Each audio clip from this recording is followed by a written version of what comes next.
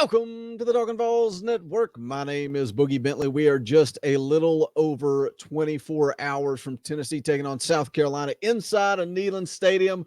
Going to be going dark mode. The kids are fired up. I think most of the fans are also fired up. I know some of you guys wanted to save those alternate uniforms for the night game against Ole Miss, and I get it, but what better way to create a little bit of buzz, a good atmosphere for a noon kickoff. Also on Saturday, Tennessee will be honoring the great Al Wilson, going to be inducted into the College Football Hall of Fame officially in December. But Tennessee will be honoring him at halftime. So that's going to be good. I just think it's a good opportunity to create some buzz, create some momentum going into a noon kick, which is typically, Tennessee favored by almost 2 touchdowns. But I'm going to give you 5 things to watch in this game coming up on Saturday. But as always, do me a favor, go ahead and smash that like button just below the video. If you would so kindly just press that thumbs up, it helps the channel. I would greatly appreciate it. Also, if you are new to the Talkin VAWLS Network, welcome. We're not experts. We're not insiders. This is just a fan-run YouTube channel. We are just like you. Hope you'll join us. We go live every single Saturday immediately following the game. So make sure you're subscribed. Click that bell for notifications and join us on Saturday, like I said, immediately after the game. But let's get into it. 5 things to watch this Saturday as Tennessee takes on South Carolina. Not necessarily keys to the game. Maybe they are. I don't know. It's just 5 things that I'm going to be watching and looking for during Saturday's game. The first thing is special teams. And South Carolina has already blocked 3 punts this season. There was one game where they actually blocked 2 punts. In Tennessee, they just have to play clean on Saturday. Last week, we saw them give up a kickoff return for a touchdown. For the most part, I feel like Mike Eckler has that special teams unit firing on all cylinders. They've looked good up to that point. Kickoff punt coverage has been great. I feel like the kickoff return unit, when given the opportunity, Velus Jones has made some nice returns. Field goal unit, Chase McGrath, what a nice addition. I think he's 4 or 5 on the year, I believe. So Tennessee has done a good job in special teams play, but I think they just have to come and play clean again this week. And I think Eckler's going to have them ready to go. I don't think this game is going to come down to a special teams play. But if you don't play clean, I think it could definitely lead to South Carolina hanging around late in the fourth quarter with a chance to win. So I think we just got to clean that up. Number 4, Tennessee's offensive line. Still banged up. Cooper Mays not going to be able to go. Kingston Harris also out. So once again, you're going to see Jerome Carvin slide over to center. Ollie Lane's going to step in at guard, and give Ollie Lane some credit for the way he played against Missouri. I think it's probably his best game of the year, but can he continue to play SEC level football against South Carolina this Saturday? And then also, moving forward, I don't know how long Cooper Mays is going to be out. But Ollie Lane, you got to rise to the occasion because the gauntlet is coming over the next few weeks. And something to watch, South Carolina has been really good at getting to the quarterback. They've been really good getting pressure. They've got 10 sacks on the year. And this is something Tennessee's offensive line has struggled with. They are dead last in the SEC when it comes to sacks allowed. That's something they did improve on last week against Missouri. They only allowed 1 sack. But you got to continue to improve. You got to clean that up. I think Hendon Hooker does play a factor into that. His elusiveness, his ability to escape the pocket. But you got to clean that up, protect the quarterback, and that's going to lead to something else coming a little bit later. But turning the football over, you got to clean it up, play good football on the offensive line. Number 3, VAWLS running backs. Jabari Small, Leonard Whitehead, both still banged up.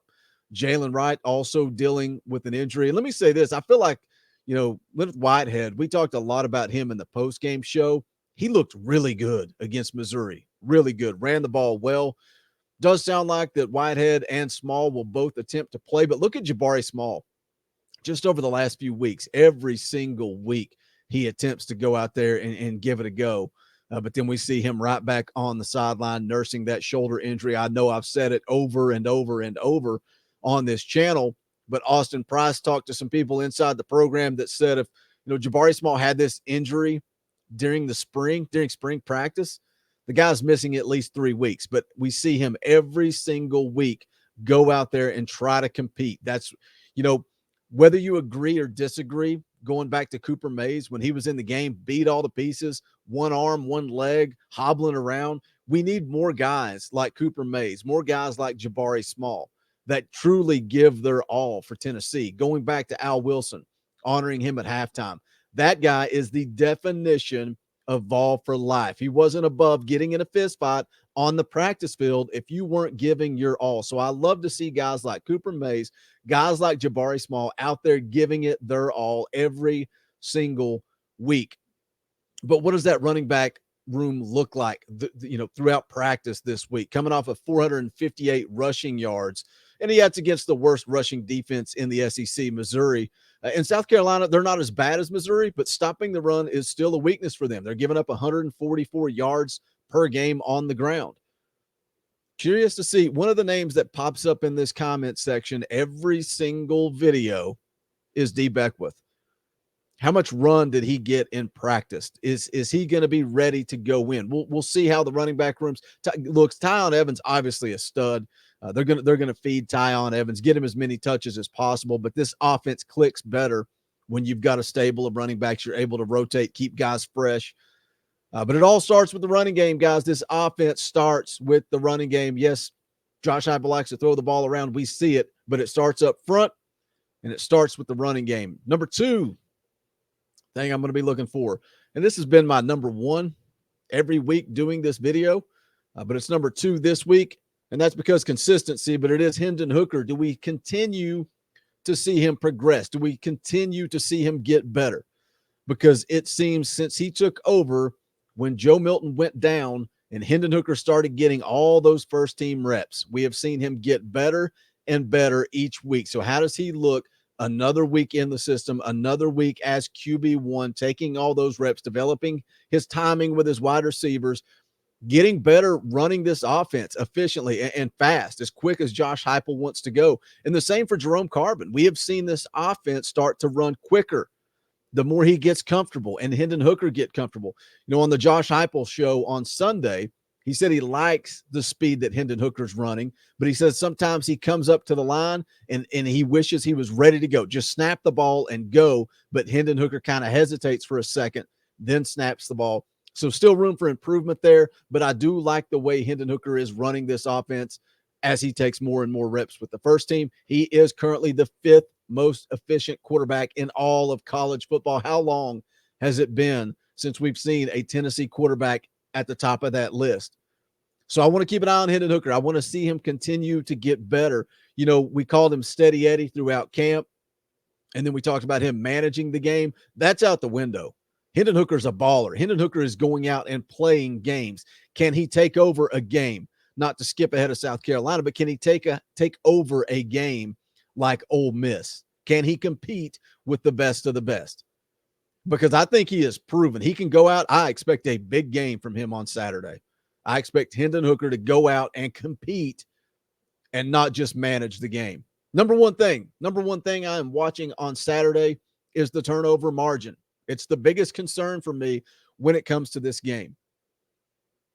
South Carolina is second in the SEC in turnover margin at +5, trailing only Alabama.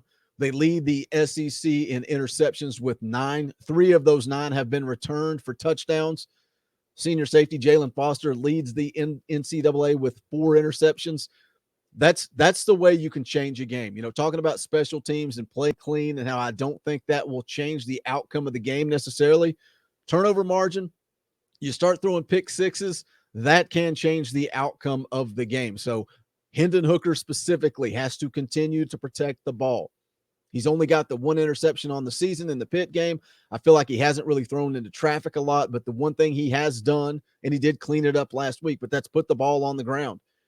When he decides to scramble and get outside the pocket, you have to protect the football. He's got to learn when to get down, especially we're seeing the difference in this offense with Hendon Hooker in the game. We cannot afford for Hendon Hooker to get banged up. So get what you can get down. And yes, I know his elusiveness, the spin move is a thing of beauty. You got to protect the football and you got to protect your body. The turnover margin could make a difference in this game. Look, guys, I really like Tennessee in this matchup. I didn't go too crazy with my prediction this week.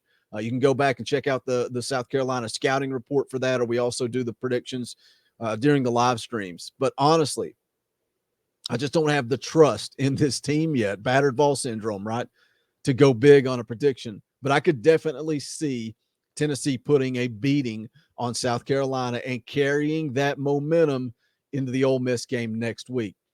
But drop it in the comments, guys. What are 5 things that you're going to be looking for in this game on Saturday? Make sure, if you haven't done so yet, go ahead and smash that thumbs up. And also, you can help out the channel. If you go to bonfire.com/store/Talkin VAWLS, you can check out the official merchandise of the Talkin VAWLS Network. We've got several different logo designs. We've got hoodies. We've got T-shirts. We've got tank tops. We've got toboggans. We've got everything you could possibly want. We've even got merchandise with baseball themes, basketball themes. So no matter what sport, if you just want a clean logo, whatever it is there. Any and all support, greatly appreciated. Again, just go to bonfire.com/store/Talkin VAWLS. Don't forget to join us Saturday immediately following the game. That's going to wrap it up for this one. This is the Talkin VAWLS Network. My name is Boogie Bentley. Go Big Orange. How like me, poets sat in our chains, soaking moonlit falls, unbroken past this inundated orb that we draw home, and it's night and I'm alone and I'm alive.